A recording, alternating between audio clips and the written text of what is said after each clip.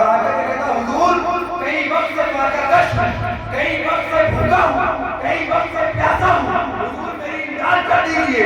امام رضا علیہ السلام نے اپنی جوتیوں کو لیا اور کہا اس کو لے کر کے جا، اللہ تجھ کو رزق عطا کر دے گا، اللہ تجھ کو مال عطا کر دے گا۔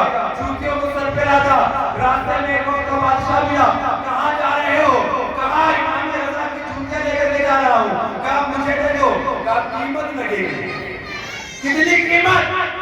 طائف کی قیمت، اس کی قیمت 1 اونٹ لے لے، کہا نہیں، کہا 2 اونٹ لے لے، 10 اونٹ لے لے، 100 اونٹ لے لے، کہا نہیں اس کا سودا نہیں ہوگا۔ کہا ان جوتیوں کے صدقے میں تجھ کو اتنی دولت دوں گا کہ تیری 7 نسلیں کھاتی رہیں گی، تیری 7 نسلیں بیٹھ کر کے کھائیں گی۔ اللہ اکبر! امام رضا کی جوتی اٹھانے والا شخص ان جوتیوں کا سودا کر لیتا ہے۔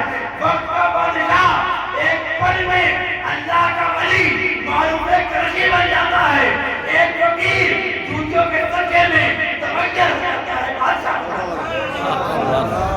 تو مدار پاک جس کی اولاد ہے اس کا نام ہے یا علی، اس کا نام ہے کیا؟ علی۔ جب ہم کہتے ہیں یا علی مدد تو ہم کو مدد ملتی ہے، اور مدار پاک کے اندر دم ہے حضرت علی کا، مدار پاک کے اندر دم ہے حیدر کرار کا۔ جب ہم دم مدار کا نعرہ لگاتے ہیں خدا ہمارا بیڑا پار کرتا ہے۔ یہ تو مدار پاک ہے۔ مدار پاک کو جانتے ہو کیا ہے؟ سرکار مدار العالمین رضی اللہ تعالیٰ عنہ کے خلفاء مدار پاک کے ساتھ موجود ہیں۔ سرکار مدار پاک کے تمام چاہنے والے عاشقین مریدین سرکار مدار پاک کے پاس بیٹھے ہوئے ہیں۔ حضور کی آستین ایک دم گیلی ہو جاتی ہے۔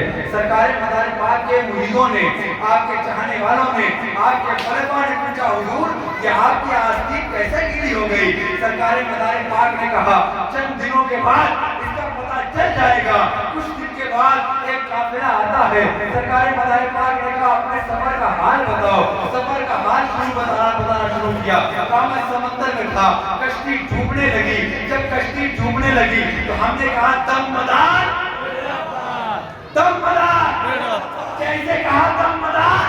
بیڑا پار، ہماری کشتی نجات پا گئی۔ سرکار مدار پاک نے اپنے مریدین سے کہا اس دن جب میری آستین گیلی ہوئی تھی، اس کی کشتی ڈوب رہی تھی، اس کشتی کو پار لگانے والا میں۔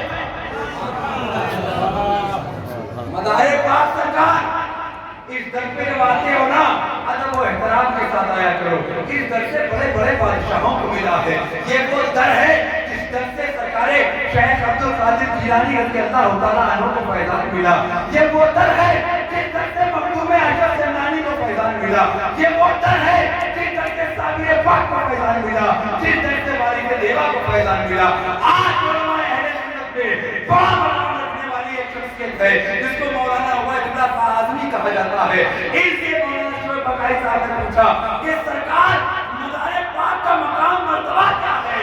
کہا مدار پاک کا مقام مرتبہ جو ہو وہ اللہ جانے، میں بس اتنا جانتا ہوں کہ یہ وہ مدار ہیں جن کے سامنے شیخ عبد القادر جیلانی سے لے کر کے مخدوم شامیہ لکھنوی تک پہنچ جاتے ہیں۔